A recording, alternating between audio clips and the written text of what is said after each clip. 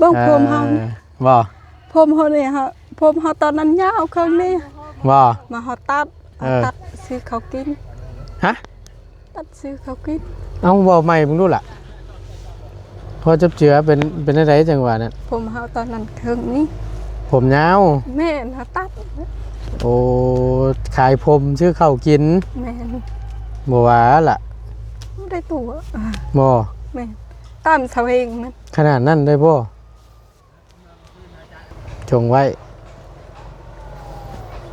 จำเป็นเลยพี่น้องเอ้ยเนาะบ่ติน้องเพิ่นมันบ่มีทางออกทางเข้าแล้วจนได้ตัดผมขายซื้อข้าวกินว่าซั่นถ้าจังซั่นนี่ก็ทั้งพ่อทั้งแม่น้องนุ่งก็แม่นอดกิน โดย นั่นแหละบ่ตูนบ่เคยฮู้มาก่อนแน่นี่พี่น้องเนาะตะกี้นั่นยาวดีผมจ้ะน่ะเนาะ โดย ตกพี่บ่เอวพี่บ่ เครื่องนี้ ปะตะสิลายมันง่ายนะเนาะ โดย เออตัดให้เพิ่นด้านช่องว่าซั่นจำเลยบ่บัดนี้ตัดเพียงพี่เลยบ่ แม่น เพียงบ่ไหลเลย คันเฮาตัดแบบนั้นงามเฮาตัดแบบนั้นเขาเอาหมดอยู่ในกอมีดแถวนี้ ฮะบ่ว่าล่ะ แม่ เพิ่น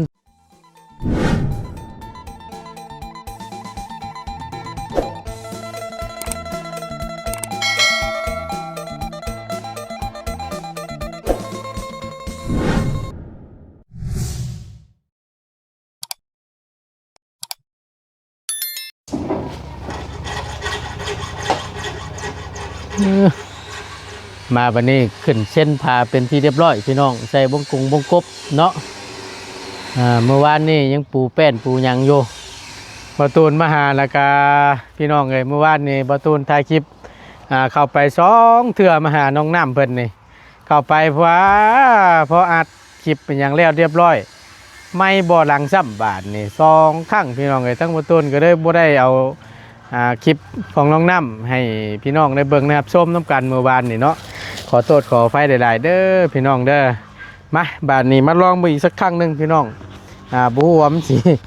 สิเป็นคือเก่าบ่หรือว่าจังใดเนาะเอาก่อนเดินพี่น้องเอ้ยกราบสำบายดีและสวัสดีเด้อพี่น้องสำบายดีเบิดสู่คู่สู่คนเนาะพบเจอกันกับบ่ตูนในคลิปนี้ก็สิเอาเนื้ออยากนึกกินเนาะเป็นกับข้าวมาให้ทางทีมงานช่างเพิ่นก่อนพี่น้องบ่ฮู้ว่าเพิ่นได้กินข้าวกินน้ำแล้วบ่หรือว่าจังไดพี่น้องเอ้ยเดี๋ยวไปเบิ่งไปชมน้ำกันเนาะพอดีดีแล้วล่ะเพิ่นเอาไม้บงกบขึ้นให้มันเรียบร้อยเนาะแล้วก็สิได้ใส่ไม้ผาเชื้อราพี่น้องเอ้ยก็สีงามคักปัญญังเนาะเดี๋ยวทางบ่ต้นก็สิได้เอาบานประตูมาไว้ให้ละบานนี้เนาะพี่น้องเพิ่นก็ว่าโอ้ยบ่ต้นเด้อว่าซั่นทาสีก่อนเด้อจังเอาขึ้นมันจังสิคักจังสิงามว่าซั่นตัวนี้ทั้งบ่ตูนบ่มีงบพี่น้องเอ้ยเรื่องสีเรื่องหยังบ่ฮู้ว่าทั้งทีมงานเพิ่นมีบ่หรือว่าจังใดเนาะแต่ว่าทั้งบ่ตูนนั้นบ่มีพี่น้องเอ้ยงบซื้อสีมาทาถ้าว่าทาก่อนเอาขึ้นก็คักอยู่พี่น้องเนาะมันเข้าทุกซอกทุกมุมทาให้มันแห้ง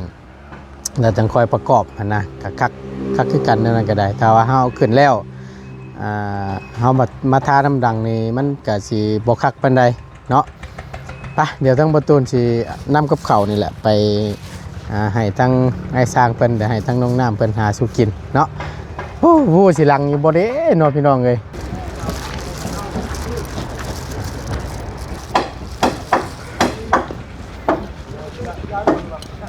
เป็นเด้ไม่พาเชื้อราเมื่อวานนี่พี่น้องประตูย่านเด้พี่น้องเอ้ยคลิปนี่ย่านแต่มันเสียงบ่ดังเนาะยันเป็นคือเมื่อวานนี่สีก็งามอยู่เด้เนาะครับ170แผ่นว่าซั่นทางอาจารย์ลาวสั่งมาไว้ให้ก่อนมีจักตับนึงมีอยู่5แผ่น1 2 3 4 5 6 7 8 9 10 11 12 13 14 15 16 17 18 19 20 21 22 23 24 25 26 27 28 29 30 31 32 33 34 34ครับเนาะ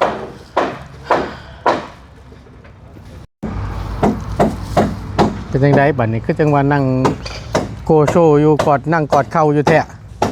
ฮะบ่เมื่อยตำเข่าโอ้ย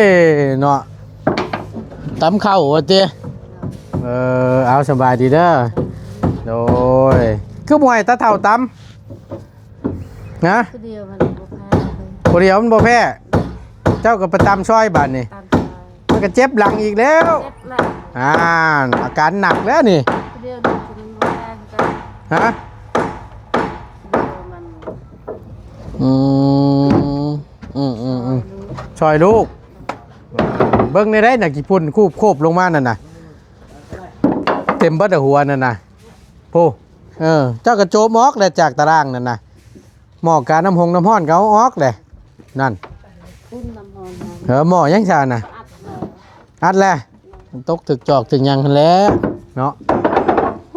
ใส่อันไม่เส้นผ่าเป็นที่เรียบร้อยบาทนี่เนาะคักพี่น้องเอ้ยงามแต่ไปเดี๋ยวขึ้นไปเบิ่งประชมน้ำกันอยู่ทั้งทึงสักหน่อยหนึงอึ๊บโอ้ยขอโทษหลาย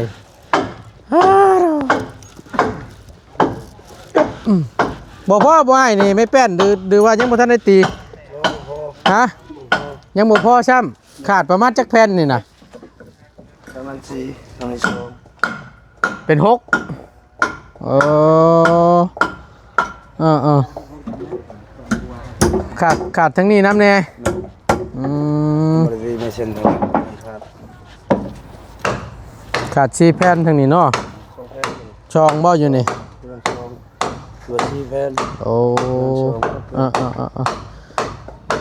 บ่พอช้ำเนาะแล้ววันนี้ทั้งทีมงานเฮาว่าจังได๋ซะเพิ่นได้นั่นอยู่บ่เพิ่นได้มา บ่จันเลย บ่จันเพิ่นว่าแนวใด ซึ่ง4ต้อย อ๋อต้องเอามาเนาะเอาสบายดีเด้อไอเด้อสบายดี วงได้แน่วง ฮะ วงนี้ วงกบนะ แม่น คุณ3 4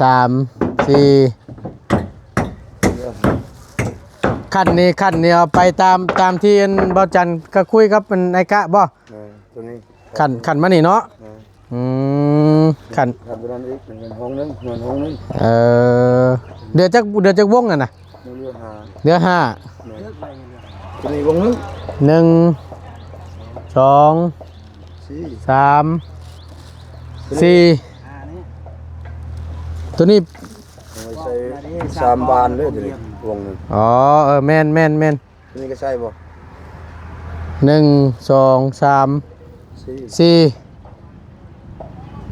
ขันไปนี่แม่นบ่ แม่น 5ก็แม่นตัวนี้ เป็นตัวนี้ แม่น ซื้อไว้อย่างหาไปเลย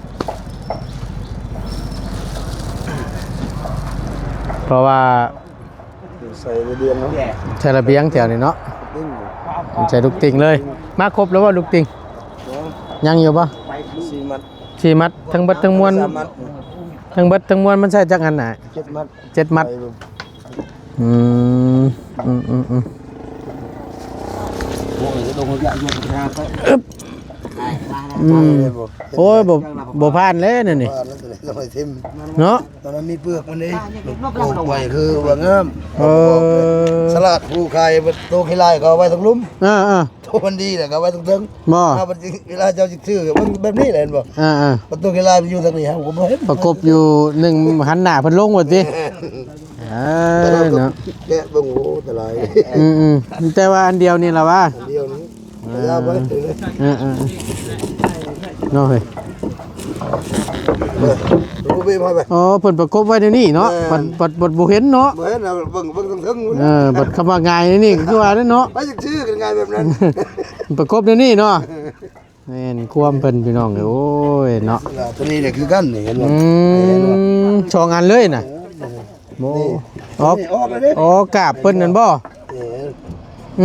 ประกบไว้นั่นน่ะเดี๋ยวพอกราบเพิ่นคู่บาทนี่เดืออยู่พิงนึงเฮ้ยบ่แล้วอันนี้เนาะ สลัดผู้ขายเนาะ แม่นแนวนี้แหละเนาะไผซื้อมานี่น่ะบ่ยาวบ่ยาวเป็นคนรับมันลูกติงเนาะโอ้ แล้วฮู้แล้วบ่นี่ ยัง ยังอยู่ ยังบ่ โอ้หวยเนาะเอาลงไปเปลี่ยนเพิ่นบ่ให้เปลี่ยนบ่หรือว่าเพิ่นขายเป็นมัดนั่นนี่เพราะเฮาก็ยังบ่เคยซื้อเทื่อใดนี่ถ้าอาหารประจำในช่วงสิได้แท้แต่เก่านั่นนะขอขั้นมองง่ายนั่งอะเนาะมองนึงเนาะเอาง่ายๆนี่แม่นขั้นมานี่แล้วพังนี่ก็อัดเต็มเลย เต็ม โอ้ทั้งนี้เนี่ยเป็นระเบียงอืมขั้นมานี้นี่เนาะแม่นบ่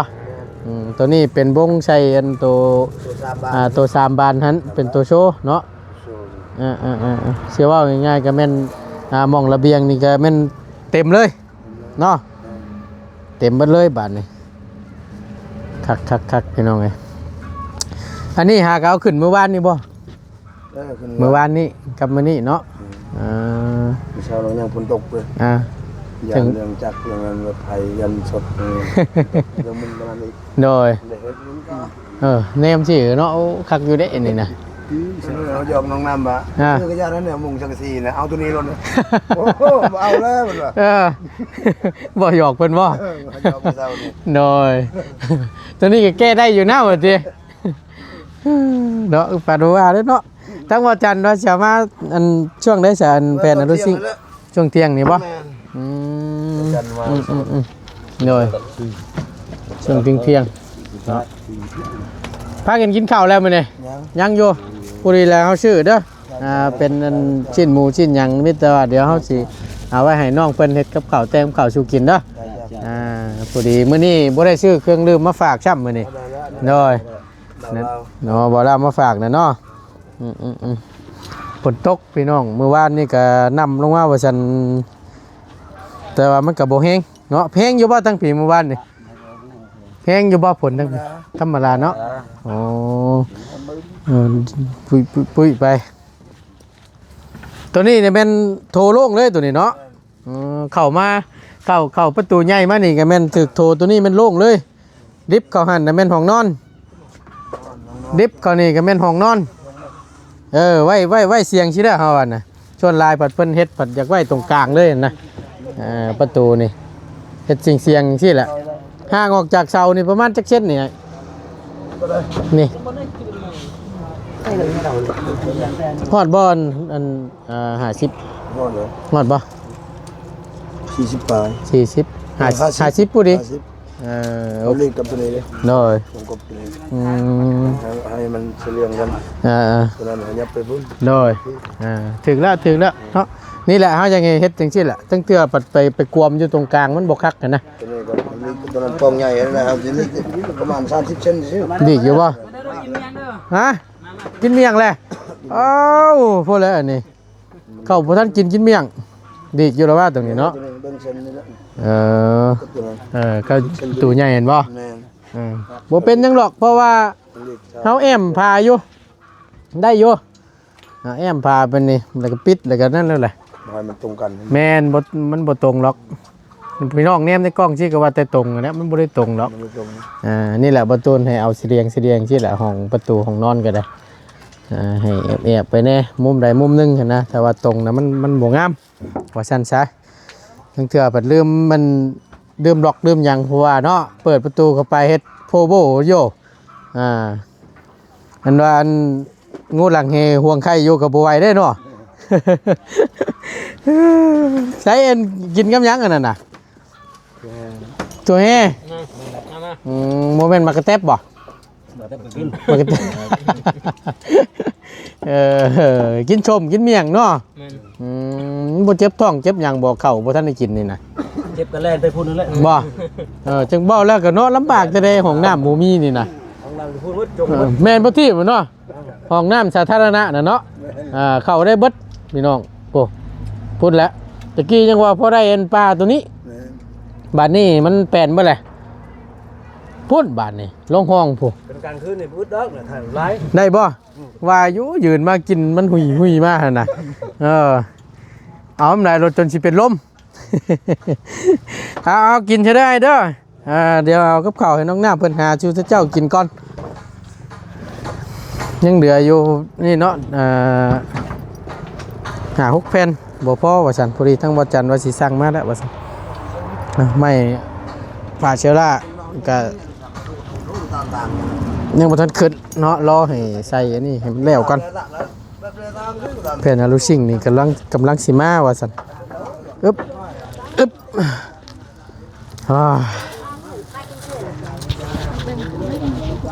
มีหยังน่ะหมักกระแตบเอิ้นกระแตบคือกันบาดนี่บ่แม่นหมักตัวเฮบ่ฮะ มังเร่ หมักแร่ เอาล่ะกับข้าว ขอบใจ โดยไว้สู่ทั้งจ้างเพิ่นกินเนาะ โดย มากหยังน่าจะอ่อนน่ะ เร่ แร่ นี่ ดินเข้าไปบ่เป็น โอ้ยเนาะจังแม่นห้องยากกะแท้แต่เอิ้นกันง่ายๆกับมักตัวเฮ แม่ แม่นบ่ คนลาว คนลาวอะเนาะ ภาษาคอยเร่ แร่ บ้า บ้านนายน่ะเอิ้นมักกระแตบอันนี้นะ เนี่ย แม่นว่าจัน เป็นหยังจังเอิ้นว่ามักกระแตบเนาะอันเวลากิน มักกะเต็บบ่าวยาวบ่าวลายบ่าวยาวมักกะเต็บก็คืออันนี้เขาว่าหยังมักกะเต็บ เอิ้นน้ำซ้ำเจ้ากะสาเหตุที่ว่ามันนั่นเอิ้นมักกระแตบนั่น กินมันให้กลับ เสียงมันนั่นเด้มักนอนน่ะลองย่ำเบิ่งรถนั่นน่ะมักนอนน่ะ เคยยำบ่เป็น เป็นมันก็ คือ มี บ่า อยู่หรอก ยาวมันเป็น ฮะ บ่าวยาวเป็น บ่ยาวเป็น แม่น เห็นมีอยู่บ่มักอ่อน ยังคุณ หลังแต๊บโลดนะพี่น้องไงอันนี้ไปเอามาจะให้เพิ่นบ่ แม่น มาจะชวน มาแต่สวนมีบ่ล่ะ มีตุ๊กแก่ บ่มีแต่หมักแก่ๆเพิ่นลองดูแม่นดิเดี๋ยวนั้นแหละ มันเป็นคือบ่าวยาวแห้งนี่ เฮงบ่ แม่น นี่แหละสาเหตุที่เอิ้นว่าหมักกระแตบที่แท้ก็ทั่วไปก็เอิ้นหมักทั่วเฮแหละพี่น้องไงเนาะหมักทั่วเฮ1 2 3 4 5บ่งครบเนาะพอดีละโต3 บาทนั้นใช่ตัวเป็นโตทั้งหน้าเด้อเด้อตัวโชว์พอสร้างเพิ่นฮู้อยู่เมื่อกี้นี่ให้บอกอยู่แล้วก็ใส่นี่ข้างๆอ้อมหันนั่นนะมันจะได้เต็มระบบเลยบาทนี้เพราะว่าที่แรกว่าสิเอา7คิดไปคิดมาเอาตัวขันตัวนั้นก็ใส่ให้มันเต็มซะว่ะหน้าต่างเวลานั้นมันจังเปิดมันจังสิง่ายว่ะโล่งแน่หน่อยนึงก็ได้จัดใหม่8 บาทนี่คักแล้วบาทนี้เนาะเอาดีใจน้ำลายๆเนาะ ใจหนูเอ้ย ว่าเคยคิดเคยฝันอยู่บ่ว่าสิมีมื้อนี้มาฮอดจอดถึงสิมีผู้รักผู้ใหญ่เพิ่นยื่นมือเข้ามาช่วย บ่คิดเลยคิดแต่อยู่เฮือนเซ่นะ คิดแต่อยู่เฮือนเชหัน แม่ จักเช็ดจักสิหาหยังติล่ะ แม่ จังสิได้เนาะเพราะว่ามันก็บ่แม่นหน่อยได้พี่น้องเอ้ยมูลค่าเพิ่นนี่ก็โอ้ยเฉพาะค่าสร้างนี่ก็ยังพอแห้งได้ซื้อเครื่องซื้อของอีกโน่นนี่นั่นอีกเท่าไรสาวาวลาวเพิ่นนั่นจ่ายค่าสร้างเมื่อวานนี่อันโมเมนต์ค่าสร้างค่าไม่พาเชื้อรานะ ค่ะมาทาสลานะ แมนจากล้าน 19 ล้าน แม่ เบิ่ง ปลา ก็ ยมั จะ นเคยบ่ฮู้ เกือบชาวเนาะ โดยเกือบสาว เกือบชาวล้านพี่น้องเลยโมเมนต์ของค่อยๆเนาะโอ้งามเพียงสีนี่เนาะมักวะ มัก ชุดใจแล้วเนาะ ชื่อได้ก็มัก สีใดก็มักไปเลย แม่น มีแต่ว่าคือเว่าเด้ออย่าให้ไผขึ้นไปเหยียบเด้อ โดย เดี๋ยวมันสิฮักกันนะเห็นบ่เพิ่นเอาไม่ห้องอันนั้นเพราะว่าห้องมันบ่ได้เสมอเด้มันฮักง่ายซะเด้นั่นน่ะไม่พาเชื้อรานั่นน่ะบ่อยขึ้นเหยียบน้ำหนักมันหลายเลยมันสินั่นมันสิฮักมันสิแตกมันสิเสียซื่อๆเนาะใช่ว่าตำข้าวตำแล้วแหละ แล้ว เรียบร้อยแล้ว โดย ตำใช้เบิ่งลายซื่อบ่ตำจักกันกระถางจักคุน่ะ 2 2บ่ 6 โอ้ งามเลยพี่น้องเอ้ยสารอาหารหลายจะได้วิตามินนี่ต่ำเพื่อสิได้นี่ก็จักฮอกฮะ 2 โคก มาได้จักมื้อซ้ำนี่นะ มันสองเหรอ 2 มื้อ แม่น ได้บ่ ได้ เข้าอันที่เพิ่นทีมงานชื่อมาให้เบิดแล้วบ่ เบิดแล้ว อ๋อ บ่แม่น2 มื้อ 2 เทื่อมาหมด 2 เทื่อ แม่น ตอนเช้ากับตอนแลง เลย เบิดเลย หมดได้ สิได้ตามอีกบัดนี้ ตามอีก โอ้ยพี่ ป น้อ ระ ง มา เอ้ ณ ย 2 มื้อกิน เบิดเลยเนาะใช่อันนั้นบ่นี่บ่หม่องอันนั้นน่ะใช่ครกใช่อันนี้เนาะ เลย อืมเขากินเบิดว่าซั่นทั้งงั้นไอ้ช้างเพิ่นก็มากินน้ำนี่เนาะอืมทีแล้วพี่น้องหลายคนกินอยู่คุมื้อเนาะตามนี้นะแต่ละเทื่อตินะ แม่น โยนจะต่ำแน่เนาะ เลย แม่เจ้าบ่มาต่ำซอยนั่น แม่นอีแม่ตำซอย อ๋อมันก็สิได้ต่ำเข้าคุมื้อแล้วแบบสิ โดย เนาะ หมดแล้วตำคุมื้อ พอแห้งได้อันนี้อยู่หมองได้มีคกชีนะ คุกเนี่ย ห้องโรงชีเข่า ต้ นะ องสิ อ่า หลาย มีอยู่บ่ แม่นมี คือบ่นั่นไปละจ้างเพิ่นสีให้บ่ได้บ่ อยากต อยากตำเมา ำเลย คือจังว่าอยากต สีมันเปลือง ำเปลืองแบบใด มันเปลืองเขากิน เปลืองเฮากิน แม่ เอ้า บ่ มัน แม่นแบบของเขาตำนี่มันบ่เปลือง บ่ กินแล้วแซ่บ บ่ ข้าวสีบ่แซ่บ ข้าวสีบ่แซ่บ แม่นมันจางหนิดนึง มันจางกว่านิดนึง โดย เอ้ามันเป็นข้าวนี่เฮาอยู่มันสิจางบ่ แม่มันต่างกัน ช่างว่าแท้ บ่ข้าวเฮาเองนี่เฮาไปสีนี่มันก็สิจางอยู่บ่ซะ จางคือกัน บ่ แม่ สู่ตำบ่ได้ แม่ ตำนี่แซ่บกว่า แซ่บกว่า หอมรสชาติดีกว่า โดย ไอ้ช่างว่าแทบบาดนะกระหู้ได้นี่พี่น้องเลยสาเหตุที่ตำนี่ได้ แม่ อยากกินรสชาติแซ่บ โดย ๆเมื่อวานนี่เจ้าเปิดเผยความลับเมื่อวานนี่นะ แม่ ชึงทีมงานบ่เคยฮู้มาก่อนได้นี่เนาะ โดย เจมันตัวนี่เต่าแก่มันได้นี่แม่นบ่ อยู่ไสเมื่อวานนี่น่ะอย่าพูด แม่ ปะโตแม่นเบิดบ่น่ะ แม่ นี่ แม่ อืม แต่มันไม่ได้หลาย แต่มันก็บ่พอว่าสีดวงสีลายเนาะ โดย อยู่พุ่นละ เดี พี่ ยว น้องก็พอได้ ก็บ่คุ้มซ้ บ่คุ้มซ้ำ ำแม่ เห็นแม่จะเว้าอยู่เมื่อวานนี่ไปยืมเงินเขามาลงทุนมาปลูกมันปลูกหยังแล้วพอฮอดฤดูเก็บเกี่ยวมาขายใส่หนี้เขาก็บ่จุบว่าซั่น แม่น เห็นเวลานะเบิ่งผมเฮานี่ บ่ ผมเฮานี่เฮาผมเฮาตอนนั้นยาวเครื่องนี้ บ่ มาเฮาตัด เออ ตัดซื้อเขากิน ฮะ ตัดซื้อเขากิน เอาเว้าใหม่มึงดูล่ะพอจับเจือเป็นอะไรจังหวะนั้น ผมเฮาตอนนั้นเครื่องนี้ ผมยาว แม่นเฮาตัด โอ้ขายผมชื่อข้าวกิน แม่น บ่ว่าล่ะ บ่ได้ตัว บ่ แม่นตามเสาเองมัน ขนาดนั้นได้บ่แต่ก่อนน่ะยาวอีหลีผมมันน่ะ โดย บัดนี้แหละมันตัดผมคายให้ไผนาง ให้เวียน ให้เวียด โดย โอ้ยเนาะเท่าไหร่นั่นน่ะ มันชง ล้านชอง โดย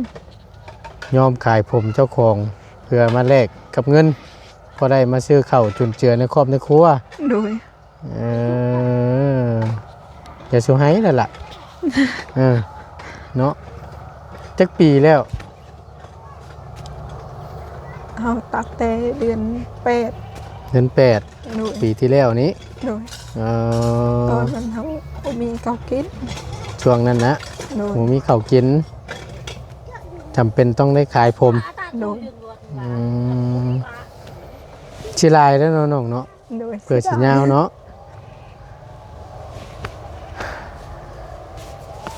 เอาอดหนาวเดี๋ยวนั่นแหละบัตรนี่นะบ่ต้องตัดขายมันดอกชงไว้จำเป็นอะไรพี่น้องไงเนาะบทิน้องเพิ่นมันบ่มีทางออกทางเข้าแล้วจนได้ตัดผมขายซื้อข้าวกินว่าซั่นท ถ้าจังซั่นนี่ก็ทั้งพ่อทั้งแม่น้องนุ่งก็แม่นอดกิน โดย นั่นล่ะบ่ตูนบ่เคยฮู้มาก่อนแน่นี่พี่น้องเนาะตะกี้นั่นยาวดีผมจ้ะน่ะเนาะ โดย ตกพี่บ่แอวพี่บ่ เท่านี้ ปะโตสิลายมันง่ายนะเนาะ โดย ตัดให้เพิ่นล้านชองว่าซั่นจำเลยบ่บัดนี้ตัดเพียงพี่เลยบ่ แม่น เพียงบาลัยเลย คันเขาตัดแบบนั้นงามเขาตัดแบบนั้นเขาเอาหมดอยู่ในกอมีดแถวนี้ ฮะบ่ว่าล่ะ แม่ เพิ่นตัดนี่ตัดแบบสิเว้าแล้วก็ซ้ำตัดหัวโลนเลยนะอันนี้บ่ แม่นขอมีดมีทั้งกลาง อ่าโตโคตรล็อก ตั อั ด นนี้ แบบนี้งามผม อ้ายคิดว่าอันตัดคือช่วงนักเรียนนี่บ่แม่นบ่ตัดตั้งบ้านนี่ บ่แม่น บ่แม่น บ่แม่น มันตัดนี่คล้ายๆว่าไทยเอาเลย แม่น คล้ายๆตัดคือช่วงสิกินเฮ็ดนี่นะนี่เนาะ แม่น โอ้ก็สิว่าง่ายๆก็ตัดหัวโลดนั่นแหละเอ้า แม่น เนาะล่ะ โดย โอ้ยมันก็ปานบ่ว่าแล้วผู้หญิงขนาดนั้นเลยอ้าโธ่พอแหละนี่พี่น้องเอ้ยยังดีแต่ว่ามันยังยาวไวเนาะล่ะเนาะ โดย อืม ตอนเขาตัดนั้นเขาสิได้เขาให้ บ่ แม่ น้ำตาคู่ปึกๆได้เนาะน้องเนาะ โดย เสียดายผมติแลพี่น้องเลยเนาะเอาฉันบัดนี้ก็นี่ละรักษาไว้บัดนี้เด้อ โดย บ่เฮ็ดอีกได้อเหยว่าตัดผมตัดหยังไปขาย มันมีกะหาบ่มากกับพุ่นแล้วเฮ็ดเวียกเฮ็ดงานนั่นแหละตัดผมขายมันก็บ่คักปานใดแหล้วเนาะจักเพิ่นสิเอาไปเฮ็ดหยังแน่หน้าผมเฮาก็ได้เนาะเอาจะช่วยให้ละอยู่ดีมีแฮงไปบัดนี้สบายดีพี่น้องก่อน โดยบ่ฮู้จักเทื่อทางบ่าวก็ได้ โอ้ยเนาะเป็นตัดผมมันขายว่าซั่นพอได้ซื้อข้าวซื้อน้ำพอได้กินว่าซั่นเนาะ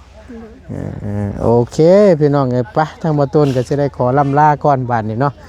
ขอบบุญขอบคุณหลายๆเด้อพี่น้องที่เข้ามาเป็นกำลังแห่งใจและติดตามเบิ่งคลิปโดยบ่ข้ามโฆษณาเนาะสำหรับคลิปนี้บ่ต้นสิได้จบลงไว้เพียงสำนี้ก่อนเนาะพี่น้องเนาะขอบบุญขอบคุณหลายๆสบายดีเด้อพี่น้องเด้อเนาะเอากินนายกินโดยกินรอดจันแซ่บเอาก็กินอิ่มแล้วก็จังว่ามานี่นะปลาเข่ายังคักแท้นี่คือเข่ากล้องแท้นี่เนาะงามนี้พี่น้องเลย เป่าตำเอง คักเอาแซ่บๆหน่อยเด้อโดยให้เพิ่นกินข้าวกินน้ำพี่น้องเลยไปบาทนี่